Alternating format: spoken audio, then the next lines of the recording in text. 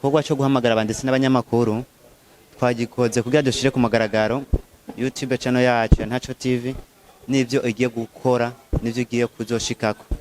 Kuri Ntaco TV muzabasanga filmi, ibiganiro vyigisha n'ibiganiro byo gufasha abantu benshi bantaho nikora n'abatishoboye.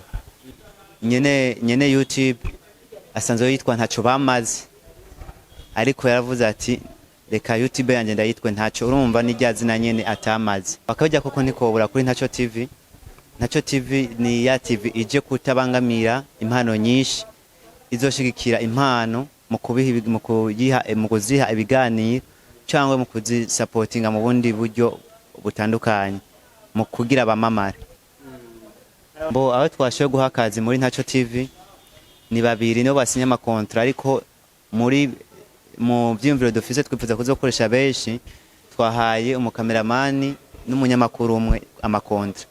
Ikintu ca mbere no kwigisha ugwaruka kungenera kwiye kwitwara muri bihe vya none tugezemo, no kwigisha ugwaruka gukunda igihugu cacu, kuko ari n'igihugu twakuze twumva na basokuru batubwira ticari igihugu c'amata n'ubuki. Ivyo nivyo Ntaco TV izoshigikira ko kugira duha agaciro igihugu cacu c'u Burundi. Niteguye gukora neza cyane, ndabemereye ko ntamutazigira mwicwa n'irungu mu biganiro byanje kandi ntazobasinziriza. Akantu nzokora kakabiga nuko kenshi nama numva abantu benshi bidoga, aba musiciens, abantu bafise impano kanaka, ugasanga baridogera aba journaliste bakavuga ngo naka mugiye gukorana ikiganiro ashobora kugucoresha canke akagira ibintu, ugasanga uracari hasi, ukeneye ubufasha nawe ukenewe kuduzwa, kandi turazi neza ko atanumwe yagize kucashika ko atigeze aronka ubufasha. Ni bake bagira ivyo bishoboza ubwabo bonyene. Ndabizeje ko ntadoshira imbere cyane ivyunguka, ego nivyo bitsobamwo, mugabo sinzobishiramwo umwete gose umenge utegerezwa kumpa donc ndaguhe nawe umpe. Non, genre tuzokorana neza vraiment, ndabibemereye. Ndi ready nanje kuba promotinga mu byo nzoba nshoboye. Nko ku bandi ba jeune surtout abakobwa tungana, ndakunze kenshi no kunabivuga, benshi ha gufata umwanya ngo bakore baje mu vyunguka, usanga bafata imyanya kugira ngo banezegwe tout simplement, ugasanga bashuhira amahera y'abahungu canke amahera y'ibindi bintu ntazi.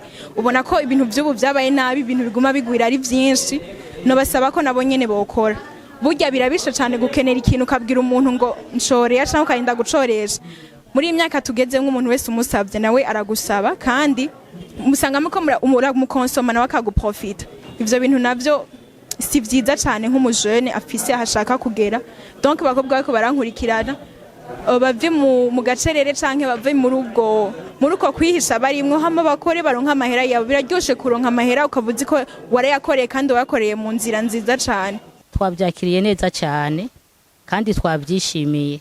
Kintu cyanyuze nyamukuru ni kigiya cyiyumviro bashizeho bagiye gukora cyo gufasha bantaho nikora, cyane cyane jewe nico cyanyuze cyane. Nk'uwabahaye akazi cya mbere, ico no muhanurako nuko yofata abakoresha biwe neza, akamenya ico bajejwe, ico cya mbere akabitwararika, hama bagiye bakoresha biwe nawe bakamugamburukira, nabo bakitwara neza, bakamenya ico baje gukora, bakagishiramwe umwete, ibintu bikagenda neza, kandi ikintu nyamukuru n'umumvikano urimwo, ibintu byose bimera neza.